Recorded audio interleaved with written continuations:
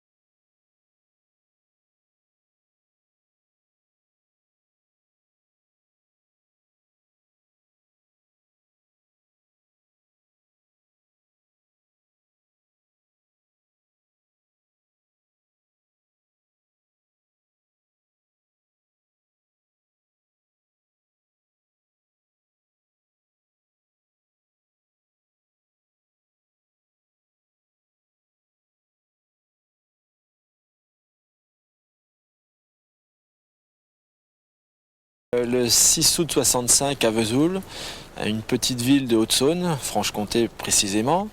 Je suis marié depuis 1988 à Corinne. J'ai 2 enfants, Nicolas qui a 7 ans et demi et Mélanie qui a 4 ans et demi. Je suis venu à l'enduro grâce à mon père. Mon père est un passionné de sport mécanique et donc au moment où il pratiquait le trial, il m'a offert ma première machine, c'était une moto de trial d'ailleurs. Et à 8 ans j'ai eu ma première machine. J'ai roulé très régulièrement, pas en compétition, mais très régulièrement pendant 7-8 ans.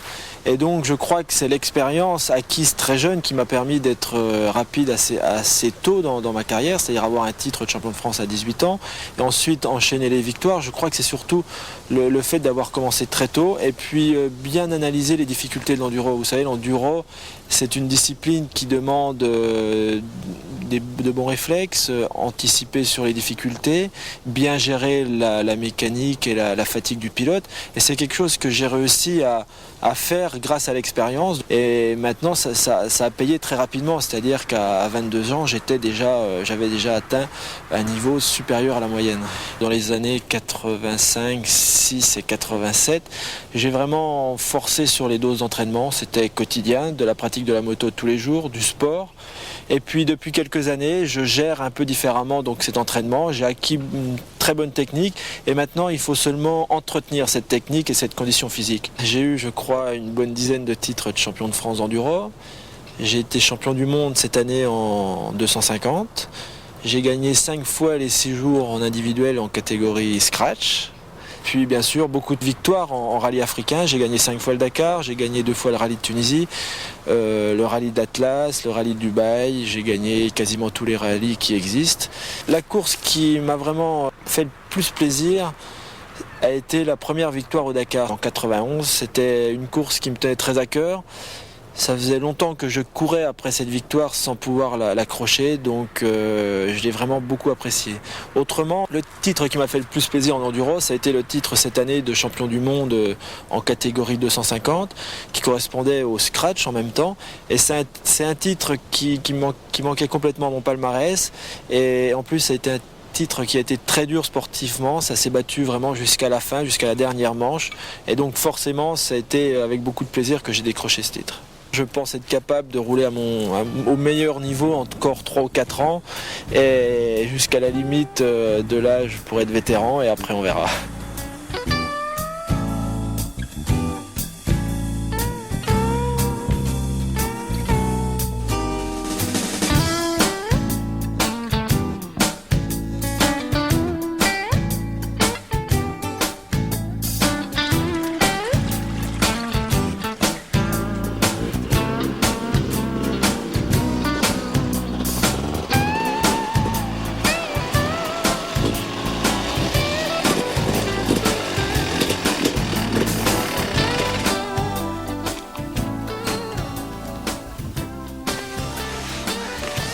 Bonjour, nous sommes ici en Auvergne, plus particulièrement dans la région de Brioude, au lieu de l'enduro français. Vous pratiquez ou vous voulez pratiquer cette discipline. Grâce à cette cassette, je vais essayer de vous initier à la technique. Pour présenter ce film, j'ai choisi la 250 WR Yamaha, la moto avec laquelle j'étais champion du monde en 1997. Maintenant, on y va.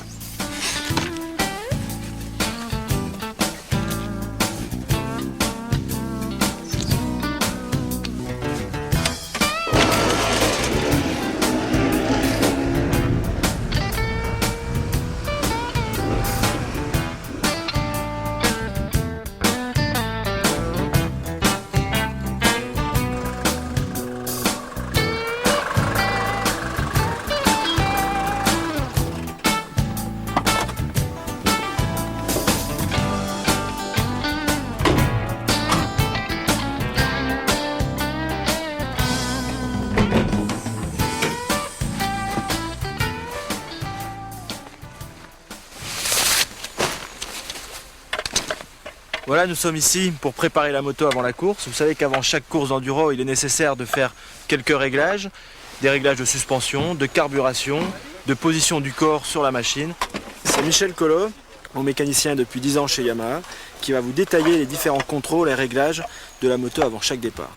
Je vais vous parler de l'entretien périodique d'une moto quand vous voulez l'utiliser pour de la balade ou de la compétition. La chose la plus importante, c'est le filtre à air. Il se trouve sous la selle de la moto. Et c'est un élément qu'il faut absolument surveiller et nettoyer à chaque sortie obligatoirement. Deuxième élément, la chaîne. Il est très important de la graisser à chaque sortie, comme ceci. Troisième élément, l'allumage. Encore une pièce qu'il faut démonter à chaque lavage de la moto, car souvent l'humidité rentre à l'intérieur du carter. 5 vis à démonter et on laisse sécher. Autre élément à surveiller, le carburateur qu'il faut nettoyer à chaque lavage de la moto. Maintenant les plaquettes, encore un élément à vérifier, surtout l'usure. Nous allons maintenant régler la position de conduite de la moto. Vous savez que quand la moto arrive chez le concessionnaire, le guidon n'est pas forcément réglé au bon endroit. Donc moi j'ai un petit truc pour ça. Tout d'abord on débloque bien sûr les 4 boulons, ensuite je ferme les yeux, je bouge le guidon et au moment où je sens ma position naturelle des bras, à ce moment-là on resserre les 4 boulons et j'ai trouvé ma bonne position. Il faut aussi régler l'inclinaison des leviers pour avoir le bon doigté sur ces 2 poignées. Une chose très importante maintenant, la carburation. Vous savez que les motos sont livrées en général pour rouler dans une altitude moyenne entre 200 et 500 mètres. Si vous avez l'occasion de faire soit une course ou soit une balade dans des conditions extrêmes, c'est-à-dire soit en montagne ou soit au niveau de la mer, à ce moment-là, il faudra changer les réglages de carburation, c'est-à-dire changer les gicleurs. Nous allons parler maintenant de la suspension. Vous savez que la moto, lorsqu'elle est livrée chez un concessionnaire, est prévue pour un pilote pesant environ 70 kg. Si vous êtes beaucoup plus lourd ou beaucoup plus léger, il sera peut-être nécessaire de changer de dureté de ressort. Là, votre concessionnaire pourra vous conseiller. Une fois que vous avez défini la bonne dureté de ressort, il va falloir procéder à un réglage très précis de ce ressort. Donc Michel va prendre la dimension entre l'axe de roue arrière et le garde-boue, en ayant la moto détendue complètement sur la béquille. Nous enlevons la moto de la béquille. Je monte dessus.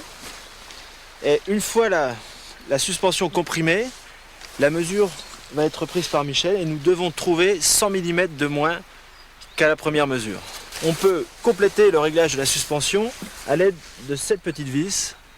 C'est-à-dire que si on veut avoir une moto très confortable, on dévisse cette petite vis. Si on veut avoir une moto qui accepte de gros chocs et de gros sauts, on resserre cette petite vis. Vous savez que le pneu est le seul lien entre la machine et le sol. Donc il est très important d'utiliser un pneu performant. Michelin est depuis environ 10 ans leader dans la catégorie pneumatique enduro. Michelin a réussi à fabriquer un pneu très polyvalent sur tout type de terrain, qui respecte en plus les normes d'homologation, c'est-à-dire qu'on peut rouler sur la route avec. Ce sont des pneus aussi qui ont des crampons pas très importants pour ne pas dégrader le terrain. En compétition, on peut utiliser des bimous, ce sont des pneus increvables. Seul Michelin a le secret de ce pneu, ça remplace complètement la chambre à air par un boudin de mousse. Pour ceux qui n'ont pas la possibilité d'utiliser ces bimousses, il faudra régler la pression des pneus à environ 1 kg. Dernière chose avant de partir, je vais vous présenter l'équipement pour faire de l'enduro. Donc il faut bien sûr s'équiper et surtout se protéger. On va commencer le casque qui répond aux normes d'homologation. Bien sûr un casque de préférence avec une protection de la mâchoire. Alors la mentonnière sur un casque, c'est très bien de l'avoir parce qu'elle permet en cas de choc de servir de fusible pour ne pas avoir le coup du lapin. Une paire de lunettes qui va vous protéger des projections de boue. Ensuite,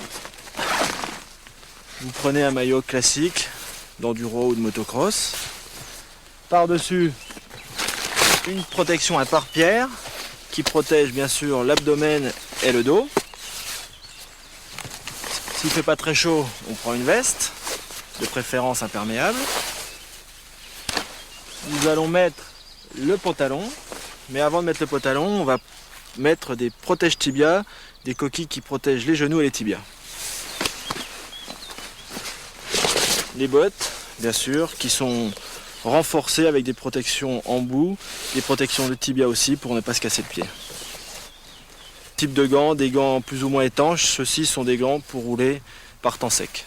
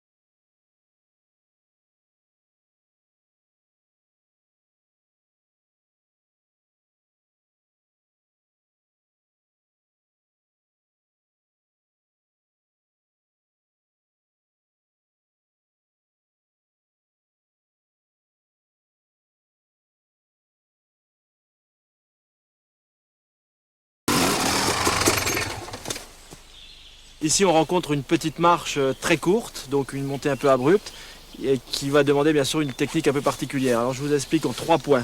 La prise d'élan sur ce genre d'obstacle, la prise d'élan est très importante. Ici on a la chance d'avoir un terrain très plat, donc on va en profiter pour mettre un bon coup de gaz ici, pour se présenter dans la difficulté. À ce moment-là, dans la difficulté, bien sûr, le corps va avoir une importance primordiale. Il va falloir basculer le corps complètement sur l'avant de la machine, c'est-à-dire pratiquement avoir le buste contre le guidon.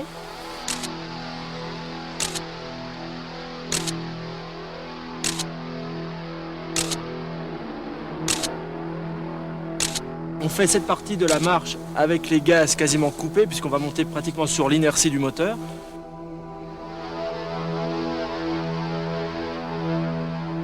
Troisième partie, on reprend l'adhérence au-dessus de la marche, donc sur une petite montée légère, mais bon, un terrain très friable, donc une adhérence précaire. Et là, il va falloir reprendre l'adhérence très progressivement. Une chose à ne pas oublier, toujours avoir 2 doigts sur l'embrayage, parce que lorsqu'on va se présenter dans cette difficulté, au moment où on va retomber, on va se repositionner au-dessus de la marche, on va avoir tendance à caler. Donc gardez toujours 2 doigts sur l'embrayage. Alors maintenant, nous sommes face à la marche, mais cette fois-ci en descente. Donc là, c'est pareil, une technique bien particulière. Déjà, comme c'est une marche qui est assez abrupte, il faut vraiment descendre ça très lentement. Donc la position du corps va avoir beaucoup d'importance, les freins vont avoir beaucoup d'importance. C'est-à-dire, nous allons arriver très lentement devant la marche. Au moment où nous allons engager la moto dans la descente, on va positionner le corps très en arrière, c'est-à-dire les fesses vont toucher carrément le garde-boue arrière. Surtout, il ne faut pas toucher le frein avant au moment où on s'engage dans la descente parce que là, on risque de bloquer la roue. Et une fois qu'on a terminé cette descente, on ressaisit les freins et on arrête, on ralentit la machine seulement une fois la moto à plat. Parce qu'il faut bien reconnaître que là, si on fait une mauvaise manœuvre, on risque de basculer sur l'avant et se faire très mal. Donc il faut quand même être très délicat au niveau du freinage. Dans la phase d'approche, je ne donne pas de coup de gaz superflu. Ici, la prise d'élan est très courte, d'où l'importance de se positionner bien dans l'axe. Notez que la compression de l'amortisseur contre la marche permet de bénéficier de sa détente pour le franchissement. Donc, ne le réglez pas trop dur. Pour la descente, maîtrisez votre vitesse jusqu'au seuil de la marche. Côté trajectoire, restez bien en ligne dans l'axe de la difficulté. Le déplacement du corps vers l'arrière s'opère immédiatement jusqu'au contact du garde-boue arrière.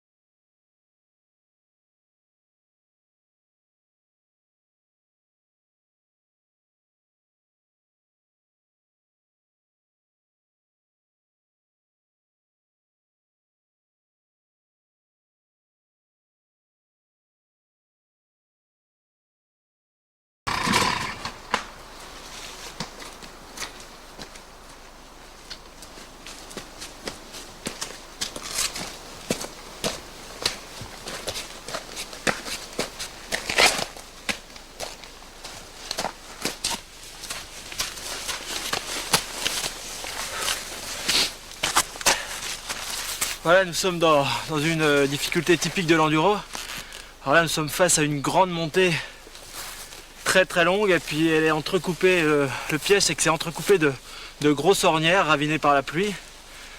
Donc la technique va consister dans ce cas-là à essayer de prendre le maximum de vitesse en bas, beaucoup d'élan, essayer de garder bien sûr une vitesse constante tout au long de la montée.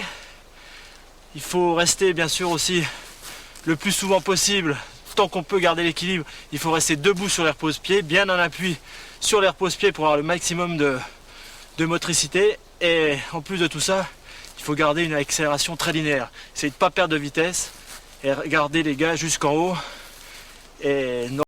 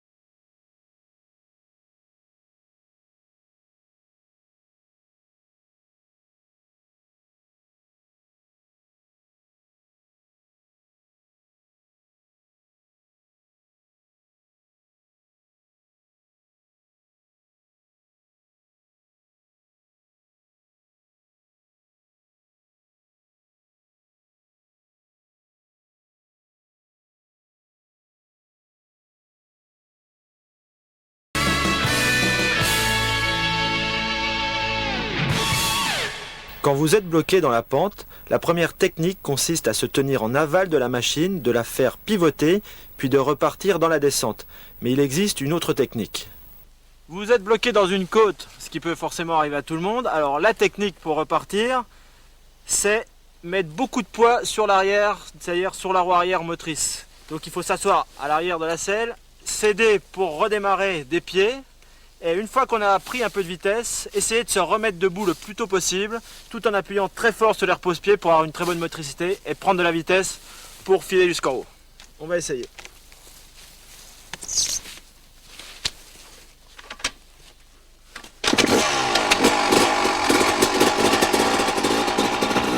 Très rapidement, vous devez retrouver l'équilibre. Et là, les pieds sur les repose-pieds sont indispensables pour augmenter l'adhérence du pneu arrière.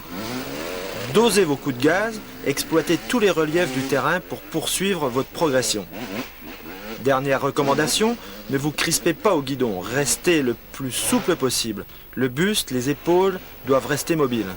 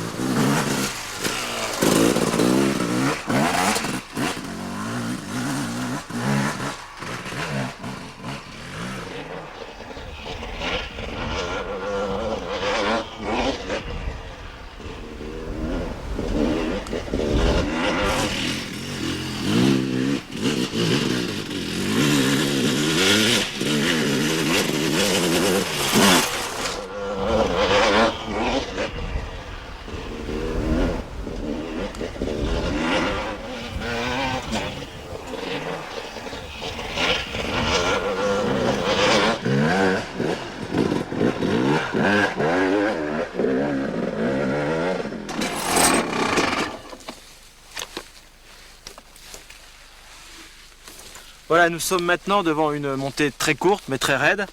Celle-ci a une particularité, il y a une grosse ornière juste à l'entrée.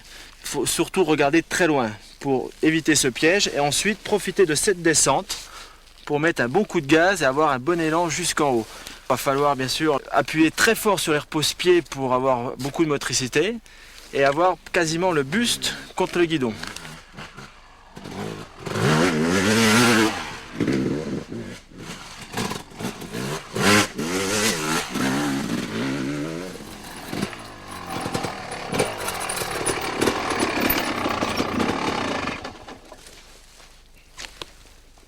Devant une descente courte, il va falloir appliquer une technique très particulière. Donc ici, la technique consiste à bien doser son freinage, surtout de la roue avant, parce que si on bloque la roue avant en descendant, on risque de chuter. Il faut aussi doser très bien le freinage de l'arrière, parce que si on freine trop fort, on risque de caler. Et en plus de tout ça, il va falloir répartir son corps très à l'arrière de la machine, c'est-à-dire pratiquement avoir les fesses sur le garde-boue arrière. Et de cette façon, tout doit bien se passer.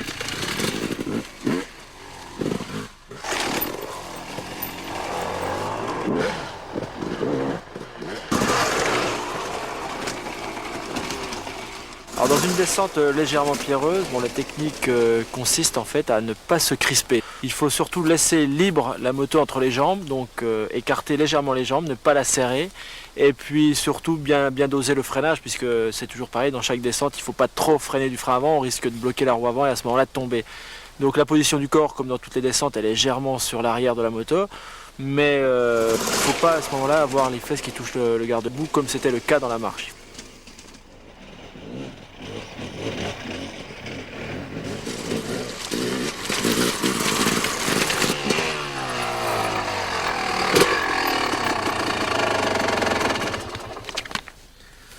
Nous sommes face à une très longue descente, très raide aussi.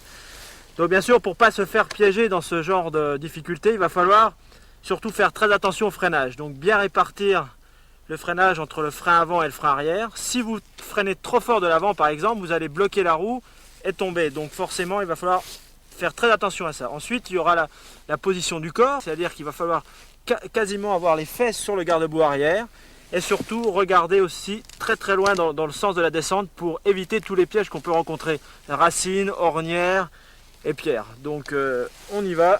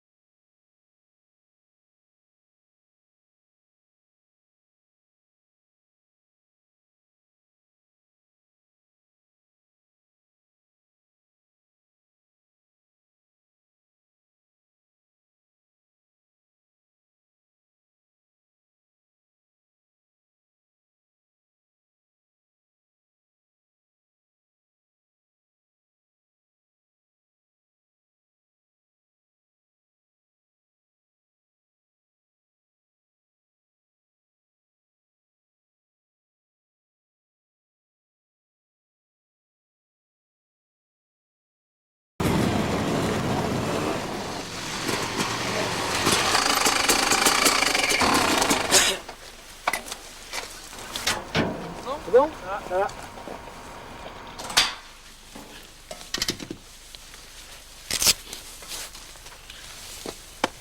Alors voilà, nous sommes à un contrôle horaire d'enduro. C'est une partie très compliquée de l'enduro. Le règlement est assez délicat dans ce domaine. Donc le contrôle horaire d'enduro, c'est là que se passe le ravitaillement, l'assistance. Il faut savoir que le mécanicien a le droit, lui, de s'occuper de l'essence, de niveau d'huile, du niveau d'eau dans la moto. Mais par contre, à aucun moment, il a le droit d'intervenir sur la machine. C'est-à-dire que les moindres problèmes techniques doivent être réparés par le pilote. Changement de filtre à air, une petite pièce cassée, le pilote doit lui-même faire la mécanique. Au moment où on fait de l'assistance technique, le pilote en général se sert de ce moment pour se ravitailler, donc des boissons, de l'eau, des pâtes de fruits, des barres chocolatées, des choses comme ça. Donc ça, il faut faire à chaque contrôle horaire. Parce qu'il faut savoir aussi que l'enduro dure environ 8 heures de moto par jour, et donc on est obligé de se nourrir correctement tout au long de la journée. La zone d'entrée dans ce point d'assistance est matérialisée par 2 drapeaux blancs. Ensuite, il y a la zone du contrôle horaire, la zone de pointage, qui est elle matérialisée par des drapeaux jaunes. Stéphane, 30 secondes.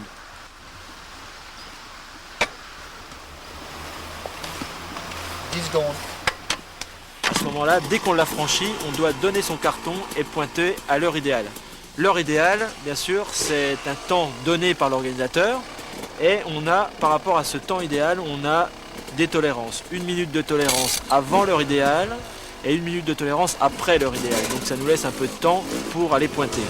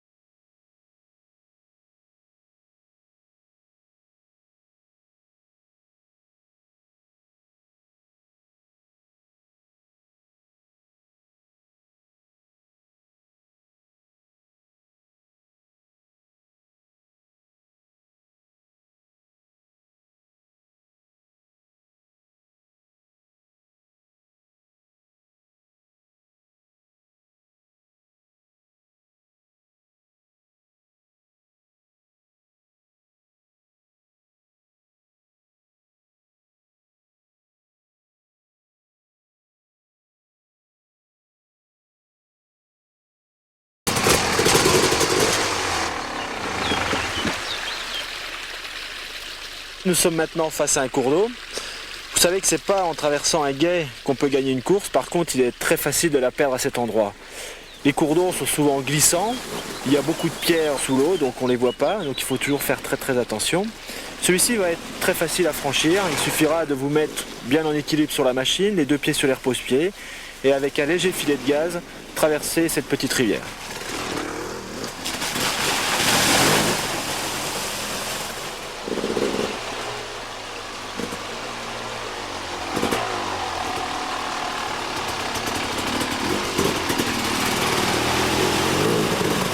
Face à un gué plus profond mais très propre, vous avez la possibilité de le traverser avec les pieds relevés pour ne pas être mouillé toute la journée.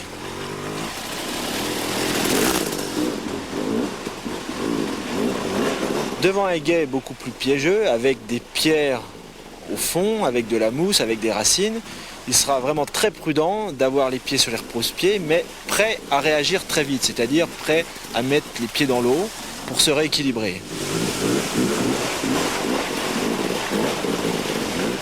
Dans des cas encore plus délicats, avec du courant, de la profondeur, à ce moment-là, il sera encore mieux de descendre de la machine et de traverser le gué à côté de la machine.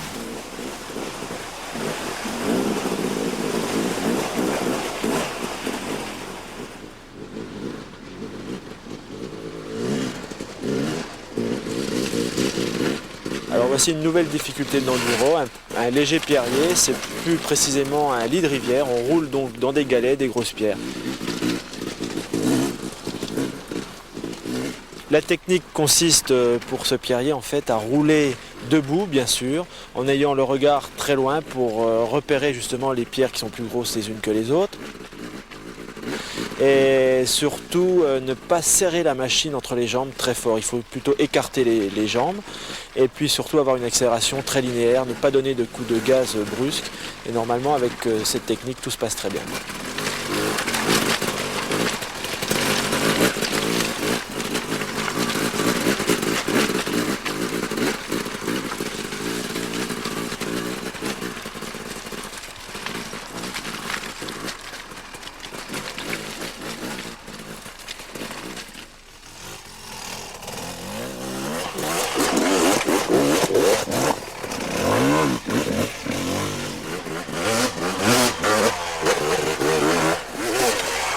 Le franchissement des racines.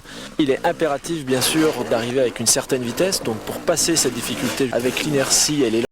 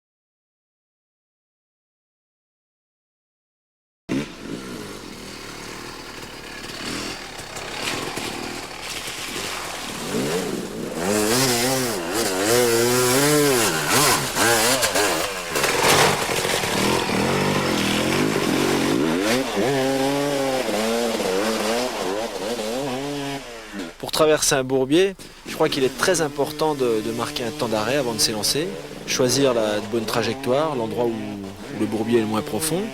Ensuite, une fois que vous êtes élancé et que la moto commence à s'enfoncer, il faut essayer de garder les gaz ouverts pour essayer de s'en sortir le plus rapidement possible.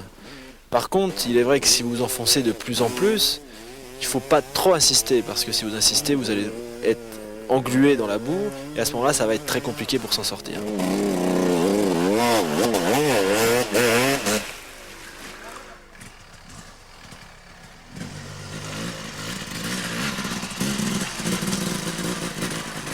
Une nouvelle difficulté de l'enduro, le dévers, les longs dévers assez accentués. Donc là la technique est encore très particulière et surtout la répartition du poids du corps sur la machine.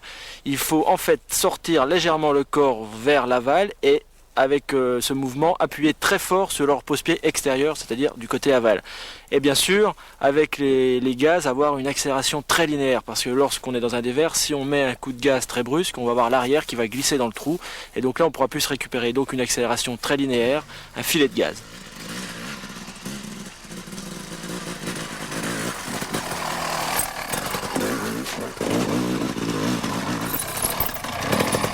Les virages en dévers, donc il va falloir se présenter en dosant très bien les freins, donc pas trop freiner de l'avant pour ne pas bloquer la roue, pas trop de l'arrière et surtout 2 doigts sur l'embrayage bien sûr pour ne pas caler. Au moment du virage en lui-même, on appuie bien sûr tout le poids du corps sur le repose-pied aval et au moment où on commence à remonter la pente, et là bien sûr il faut avoir une accélération très douce, très linéaire et surtout ne pas donner le grand coup de gaz parce que c'est dans ces conditions qu'on perd l'adhérence. Donc très doux, c'est ça le plus important.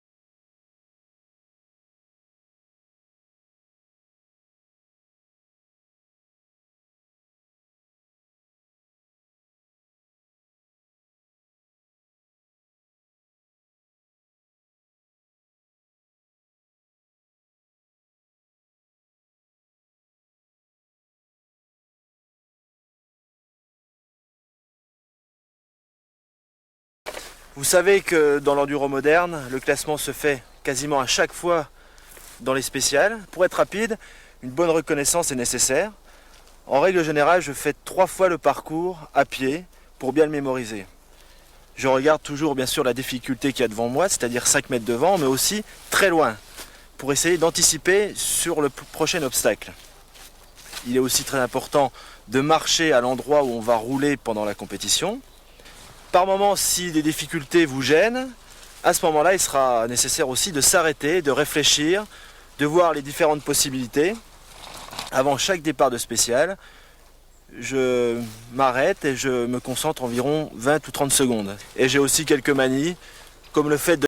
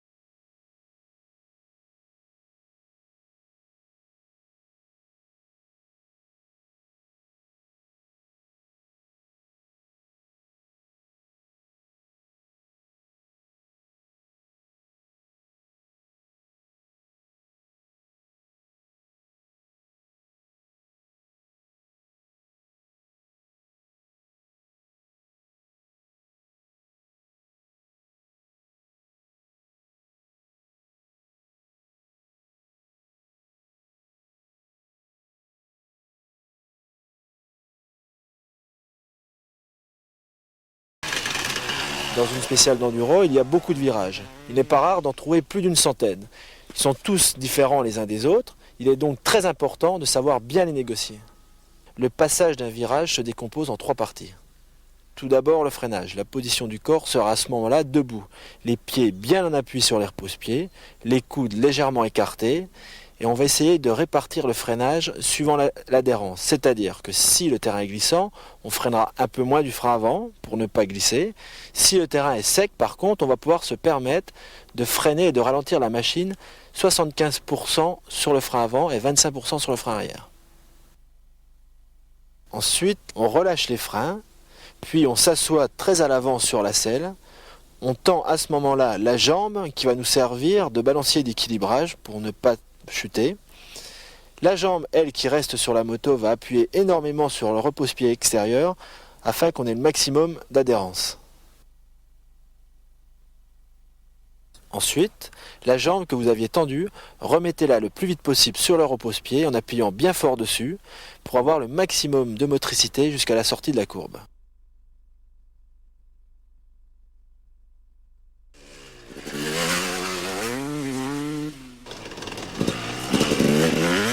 Nous sommes face à un virage en dévers et en plus la particularité c'est qu'il est légèrement en descente. Donc ici il va falloir exploiter le maximum la largeur de la piste, c'est-à-dire que vous allez vous présenter pour votre partie du freinage à l'extérieur du virage, c'est-à-dire contre les banderoles. Vous allez ensuite venir rejoindre l'intérieur du virage en vous positionnant à ce moment-là assis sur la machine et passer à environ 1,50 m du piquet qui marque l'intérieur du virage. En étant assis, vous allez tendre la jambe gauche pour vous rééquilibrer et bien appuyer sur la jambe droite pour avoir le maximum de motricité.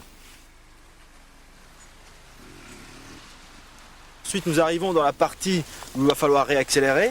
Donc il y a toujours un peu de pente.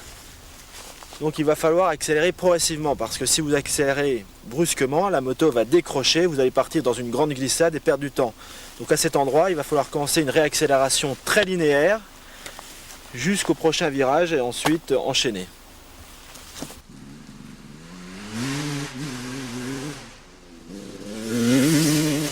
Devant une légère courbe, Alors ici, vous allez vous présenter en étant debout sur la moto. À l'endroit du passage de la courbe, vous allez rester debout, mais surtout être très en appui sur les jambes. Vous pourrez même à un certain moment freiner légèrement du frein arrière pour essayer de stabiliser la machine et éviter qu'elle parte dans une longue glissade.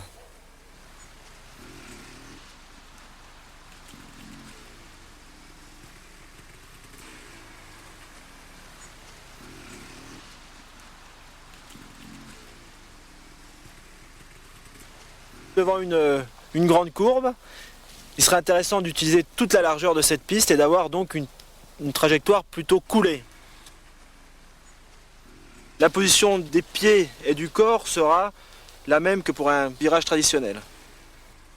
Il sera très important, surtout à la sortie du virage, de s'écarter légèrement pour pouvoir réaccélérer très en ligne et passer juste le long du piquet.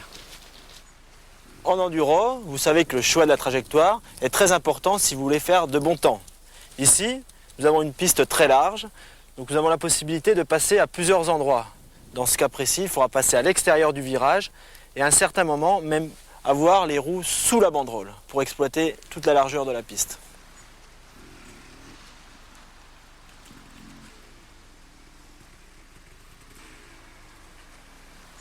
En règle générale, un saut se prend en 3 parties. Premièrement, la prise d'élan. Ça se fait debout sur les repose-pieds, bien en appui. L'appel du saut. À ce moment-là, vous mettez un bon coup de gaz pour rééquilibrer la machine. La seconde partie va être le moment où vous êtes en l'air. Grâce au corps, vous allez essayer de rééquilibrer la machine pour ne pas qu'elle pique de l'avant. Et la troisième partie va être la réception, où là, vous allez vous servir de vos jambes comme un amortisseur pour bien vous réceptionner en douceur.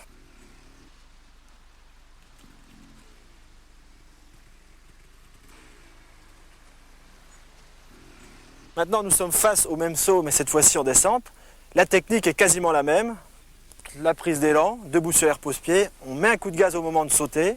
En l'air, le corps va nous servir à rééquilibrer la machine. Et au moment de la réception, c'est les jambes qui vont vous servir d'amortisseur. Une petite chose en plus, on va mettre un petit coup de gaz au moment de la réception pour repartir plus vite.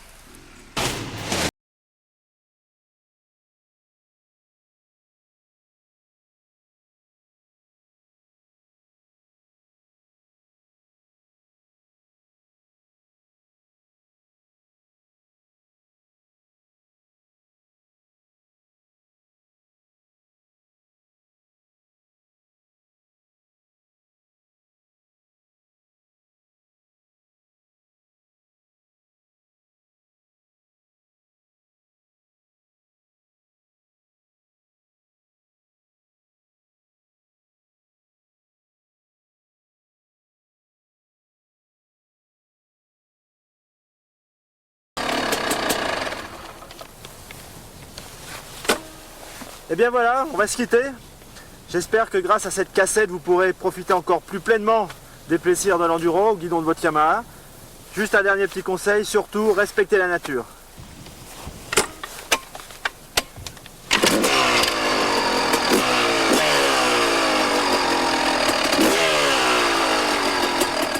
Avant de se quitter, nous allons vous présenter en action la WR 400F et l'YZ 400F. Vous allez aussi découvrir la gamme tout-terrain Yamaha au grand complet avec les 3 nouveautés 98.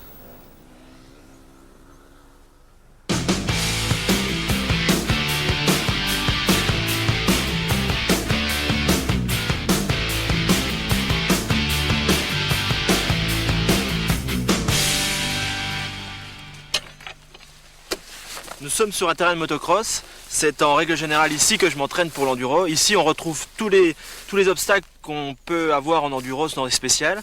Donc c'est vraiment la meilleure base qu'on puisse trouver pour un entraînement.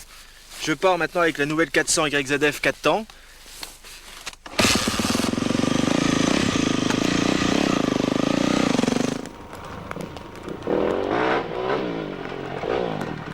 Les avantages d'un 4 temps, c'est d'avoir un moteur très facile à utiliser et très linéaire, c'est-à-dire beaucoup plus de puissance à bas régime, avec une arrivée de la puissance très facile à dompter. Donc il faut utiliser plus les bas régimes, je dirais, avec un 4 temps qu'avec une moto 2 temps. et donc il faut changer un peu son pilotage, mais c'est vrai que moi j'avais un pilotage plutôt coulé, et donc ça correspond parfaitement à l'utilisation du 4 temps.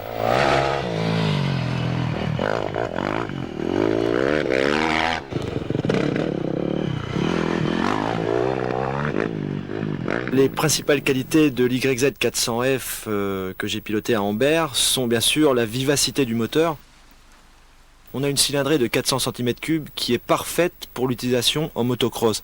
C'est un moteur qui est très vif depuis les plus bas régimes et qui monte très haut dans les tours. Donc ça permet de sortir des virages avec une poussée impressionnante et une facilité d'utilisation remarquable. Au niveau châssis, on a des suspensions qui sont très bien adaptées au motocross, qui permettent d'encaisser des très gros sauts, des très gros chocs, et aussi une suspension qui est très bien faite pour les petites bosses. Donc au niveau motricité dans les trous, on a quelque chose de confortable et qui donne une meilleure traction.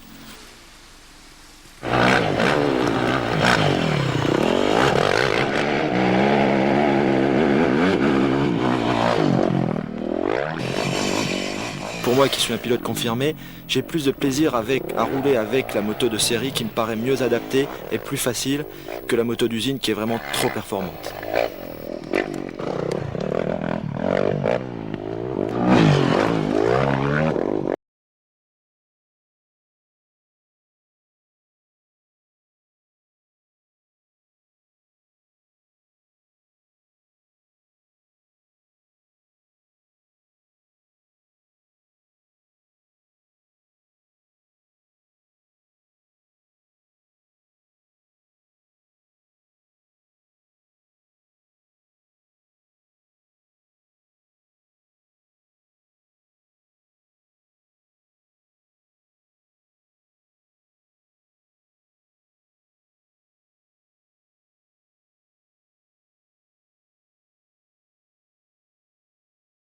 Le 400F offre énormément de motricité grâce à son moteur très linéaire. Ça sera forcément un avantage primordial en enduro.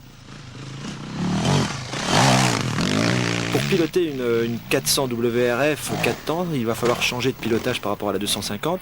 Il va falloir utiliser la courbe de puissance au mieux, c'est-à-dire que dès les plus bas régimes, le moteur va nous emmener, donc il va falloir profiter de cet avantage. En plus, le poids de la machine est que de 3 kg supérieur à une WR 250, donc on n'a aucun problème d'adaptation au niveau du poids. Pour utiliser les premières fois la 400 WRF, il va falloir prendre son temps, il va falloir apprécier les qualités.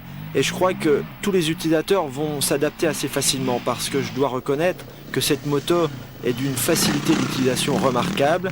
Que ça soit pour faire de la balade ou de l'enduro à haut niveau, ça va être une moto très facile.